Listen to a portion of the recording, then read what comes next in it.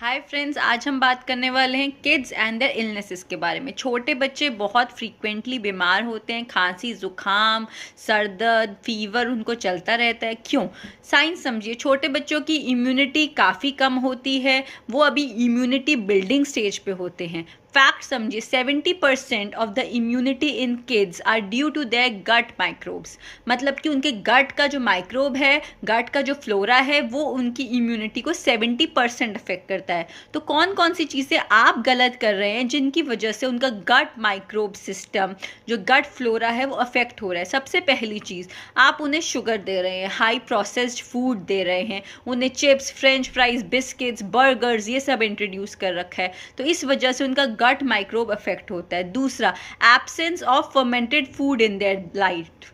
मतलब कि उनको फर्मेंटेड इडली, डोसा, कर्ड, ऐसी चीज़ें एटलीस्ट वंस अ डे मिलनी चाहिए फॉर देयर बेटर फ्लोरा।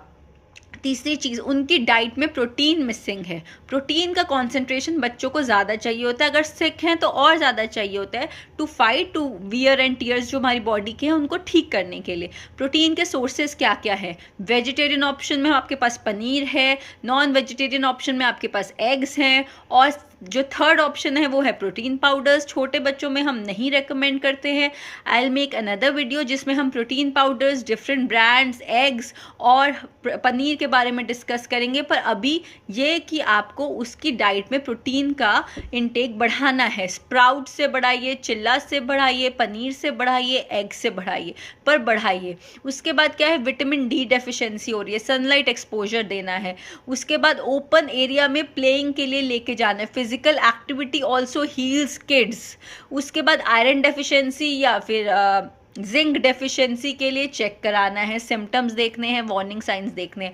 एक मेजर रेड फ्लैग जो किसी भी पेरेंट को नहीं करना है, जो सबसे ज़्यादा उनके गट माइक्रोब्स को अफेक्ट करता है, ओवर द काउंटर ड्रग्स। आप एंटीबायोटिक्स, आपको पता भी नहीं है केमिस्ट ने क्या दिया है, आप मल्टीपल टाइम्स उनको एंटीबायोटिक्स देते हैं। एंटीबायोटिक्स का खुद का भी रेजिस्टेंस हो जाता है और गट फ्लोरा भी डैमेज होती है। नेबुलाइज नहीं कराना है विदाउट पेडिट्रिशियन प्रिस्क्रिप्शन। कोई भी आपको ओवर द काउंटर ड्रग नहीं देनी। It's a major red flag for any parent.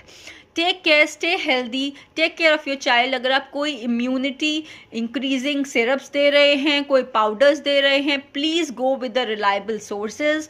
Please talk to an expert if you are introducing any kind of medication or supplementation such as vitamins, powders, protein powders, immunity building powder, anything. Just consult an expert. Till then, take care.